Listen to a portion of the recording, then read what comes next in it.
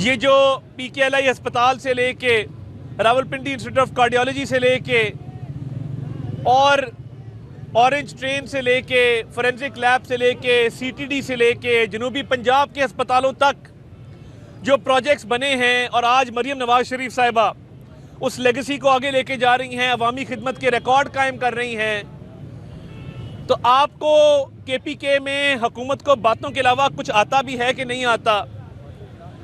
और ये वो कहते हैं ना, अकल नहीं थे मौजा ही मौजा। तो जब अकल ना हो तो ये उस बेअकल मौज के अंदर मुब्तला हैं जिसके तहत इनको बिल्कुल एहसास नहीं है कि इन्होंने लोगों की सेहत, तालीम, इंफ्रास्ट्रक्चर, लॉ एंड ऑर्डर, इस पर तवज्जो देनी है। पूरी कौम अपना पेट काट कर हर साल NFC में इनको काउंटर टेररिज्म के लिए अरबों रुपया देती है। अभी तक CTD नहीं बना सके, अभी तक सेफ सिटी कैमरास पेशावर में नहीं लगा सके, अभी तक एक फोरेंसिक लैब नहीं बना सके। फोरेंसिक लैब के सैंपल लाहौर आते हैं। KP के अवाम इंशाल्लाह ताला बहुत जल्द इनका गिरेबान पकड़ेंगे इंशाल्लाह। और तीरा वैली के अंदर जो कल जिरगे ने चार्जशीट की है, जिरगे ने कहा है कि बदउनवानी भी हुई है, बद इंतजामी भी हुई है। वो 4 अरब रुपया जो तीरा के लोगों के लिए रखा गया था वो कहाँ खर्च हुआ? हमारे जब सैलाब आता है या कुदरती आफत आती है, कैंप लगते हैं, वजीर आजम वजीर आला उन कैंपों में जाते हैं, अवाम को सहूलियात देते हैं, इमदादी अशिया देते हैं, रजिस्ट्रेशन होती है, उनकी नकल मकानी के अंदर मुआवनत की जाती है। ये 4 अरब रुपया कहाँ गया? एक भी इनका तर्जुमान जो माइकों के आगे, कैमरों के आगे, स्टूडियोज के अंदर बैठ के इतने इतने बड़े दावे करते थे, एक रिलीफ कैंप तीरा में नजर आया जहां ये मौजूद हों? तीरा में स्कूल, कॉलेज, अस्पताल, यूनिवर्सिटियां और पुलिस चौकियां और थाने पिछले 12 साल में KP की हुकूमत क्यों नहीं बना सकी? हम ये पूछने में हक बजानिब है कि जो बाड़ा का सियासी इत्तेहाद था उससे जो कहा है कि बद इंतजामी भी है, बदउनवानी भी है, वो बिल्कुल ठीक कह रहे हैं। उनका कल का जिरगा एक जोरदार तमाचा है KP गवर्नमेंट के मुंह पे और उनकी बद इंतजामी और बदउनवानी पर कि आप वहाँ पे लॉ एंड ऑर्डर कंट्रोल नहीं कर सके। वहाँ के लोगों को जब फितनाल खवारिज का सामना करना पड़ता है और ये खवारिज हमला करते हैं या अगवा बरएतवान करते हैं तो पाक फौज वहाँ आती है, वो IBOs करके इनको इनकी हिफाजत करती है। कल उन्होंने पाक फौज की ताज़ीम भी की और शुक्रिया भी अदा किया कि हमें पाक फौज हमेशा बचाती है। तो KP की गवर्नमेंट कहाँ पर है? जब इन लोगों को प्रोटेक्शन चाहिए होती है KP की गवर्नमेंट गायब है, जब स्कूल चाहिए होते हैं KP की गवर्नमेंट गायब है, जब इनको वहाँ पर सेहत की सहूलियात चाहिए होती हैं KP की गवर्नमेंट गायब है। तो ये पाक फौज अगर इन लोगों को वहाँ रेस्क्यू ना करे और इनकी मदद ना करे तो इनका और कोई पुरसाने हम नहीं है।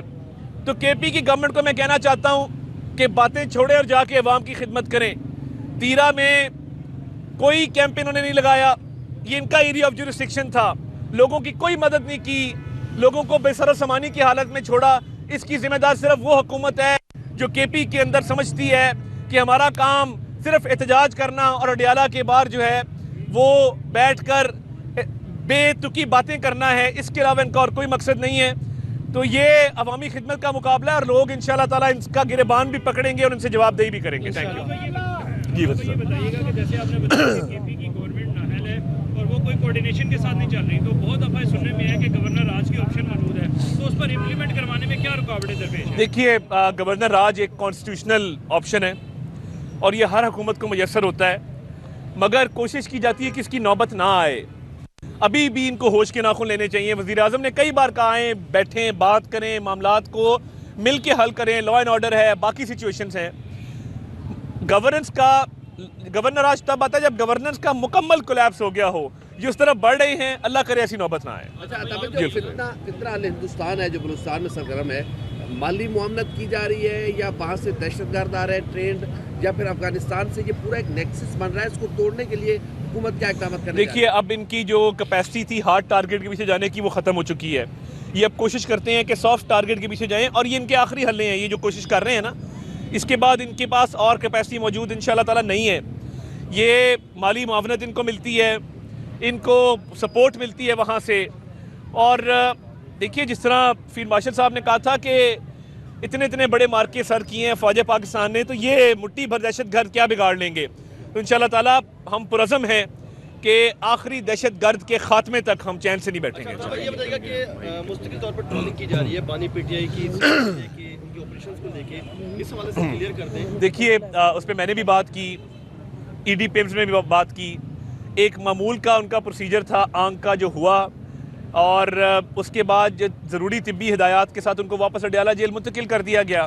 उस हवाले से ईडी पिम्स एक डिटेल रिपोर्ट जो है वो दे चुके हैं।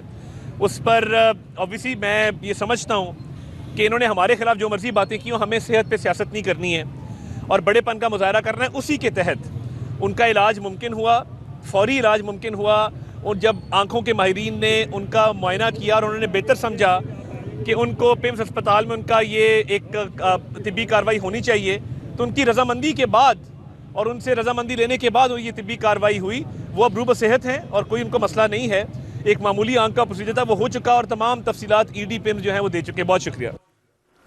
नाज़रीन, वज़ीर इत्तलात व नशरियात अताउल्लाह तारड़ की लाहौर में मीडिया से गुफ्तगू। कहा, अवाम खैबर पख्तूनख्वा हुकूमत को अरबों रुपए देती है, अभी तक खैबर पख्तूनख्वा में कोई एक भी काम नहीं कर सके। हमारे यहाँ जब सैलाब आया तो वज़ीर तहसीन पेश करता हूँ कि उन्होंने जिस भरपूर तरीके से दहशत गर्दों को पसपा होने पर मजबूर किया और 80 से ऊपर दहशत गर्दों को जहन्नुम वासिल किया, मैं समझता हूँ कि हमारी सिक्योरिटी फोर्सेस अलर्ट थी और उनका जो लेवल ऑफ प्रिपेयर्डनेस था, जो उनकी तैयारी थी, वो मुकम्मल थी।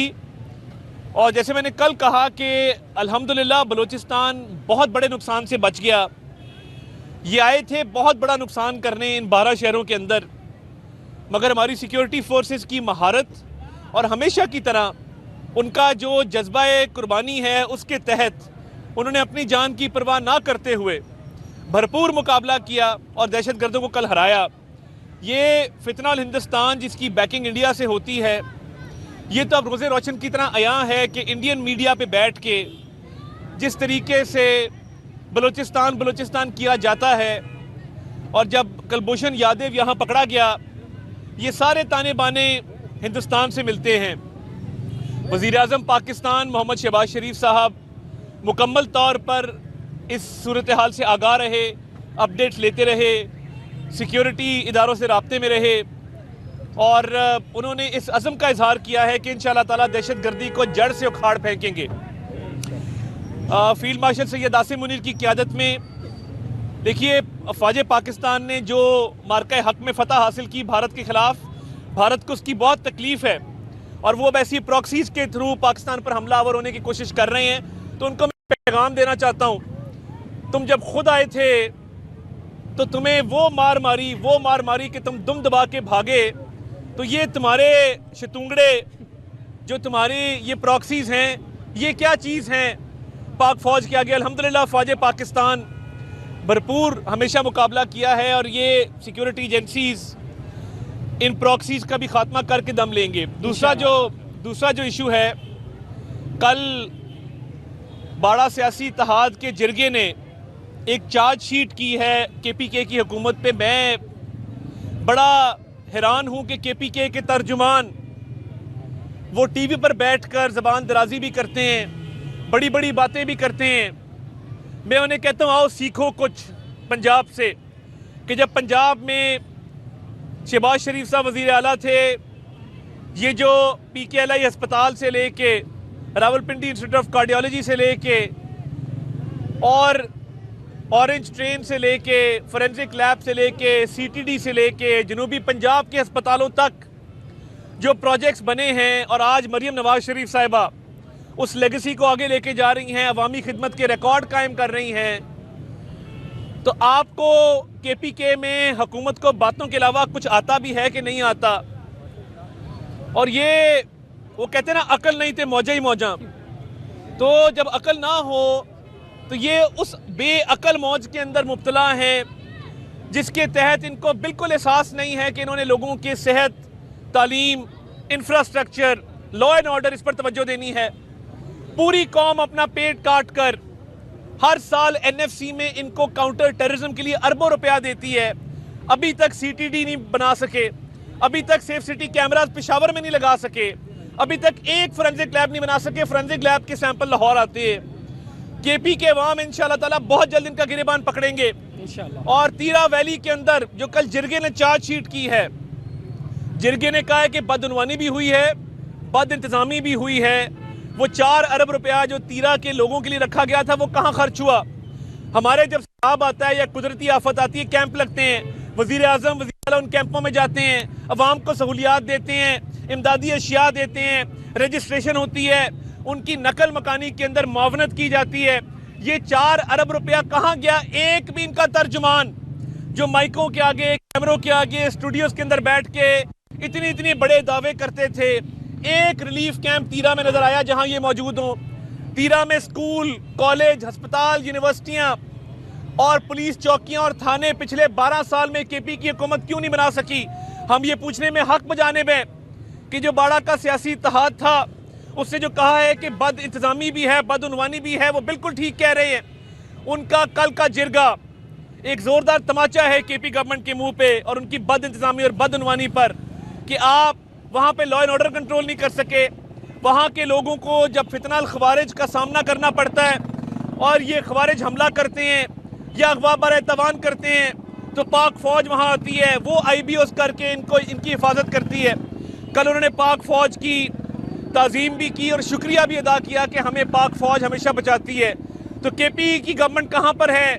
जब इन लोगों को प्रोटेक्शन चाहिए होती है, केपी की गवर्नमेंट गायब है। जब स्कूल चाहिए होते हैं, केपी की गवर्नमेंट गायब है। जब इनको वहाँ पर सेहत की सहूलियात चाहिए होती हैं, केपी की गवर्नमेंट गायब है। तो ये पाक फौज अगर इन लोगों को वहाँ रेस्क्यू ना करे और इनकी मदद ना करे तो इनका और कोई पुरसाने हम नहीं है। तो केपी की गवर्नमेंट को मैं कहना चाहता हूँ कि बातें छोड़े और जाके अवाम की खिदमत करें। तीरा में कोई कैंप इन्होंने नहीं लगाया, ये इनका एरिया ऑफ जुरिस्डिक्शन था। लोगों की कोई मदद नहीं की, लोगों को बेसर सामानी की हालत में छोड़ा। इसकी जिम्मेदार सिर्फ वो हुकूमत है जो केपी के अंदर समझती है कि हमारा काम सिर्फ एहतजाज करना और अडियाला के बाहर जो है वो बैठकर बेतुकी बातें करना है, इसके अलावा इनका और कोई मकसद नहीं है। तो ये अवामी खिदमत का मुकाबला है और लोग इंशाल्लाह ताला इसका गिरबान भी पकड़ेंगे और उनसे जवाबदेही भी करेंगे। थैंक यू जी। बस ये बताइएगा कि जैसे आपने बताया कि केपी की गवर्नमेंट नाअहल है और वो कोई कोऑर्डिनेशन के साथ नहीं चल रही, तो बहुत दफ़ा सुनने में है कि गवर्नर राज की ऑप्शन मौजूद है, तो उस पर इम्प्लीमेंट करवाने में क्या रुकावटें दरपेश हैं? देखिए, गवर्नर राज एक कॉन्स्टिट्यूशनल ऑप्शन है और ये हर हुकूमत को मुयस्सर होता है, मगर कोशिश की जाती है कि इसकी नौबत ना आए। अभी भी इनको होश के नाखून लेने चाहिए। वज़ीर आज़म ने कई बार कहा है बैठें, बात करें, मामलात को मिल के हल करें, लॉ एंड ऑर्डर है, बाकी सिचुएशंस हैं। गवर्नर आज तब आता है जब गवर्नेंस का मुकम्मल कोलैप्स हो गया हो। जिस तरफ बढ़ रहे हैं, अल्लाह करे ऐसी नौबत ना आए। अच्छा, जो फितना अल हिंदुस्तान है जो बलूचिस्तान में सरगर्म है, माली मुआमलत की जा रही है या वहाँ से दहशतगर्द आ रहे हैं ट्रेंड, या फिर अफगानिस्तान से ये पूरा एक नेक्सस बन रहा है, इसको तोड़ने के लिए हुकूमत क्या इक़दाम करने? देखिए, अब इनकी जो कैपेसिटी थी हार्ड टारगेट के पीछे जाने की वो ख़त्म हो चुकी है। ये अब कोशिश करते हैं कि सॉफ्ट टारगेट के पीछे जाएं और ये इनके आखिरी हल्ले हैं। ये जो कोशिश कर रहे हैं ना, इसके बाद इनके पास और कैपेसिटी मौजूद इंशाल्लाह ताला नहीं है। ये माली मुआवनत इनको मिलती है, इनको सपोर्ट मिलती है वहाँ से।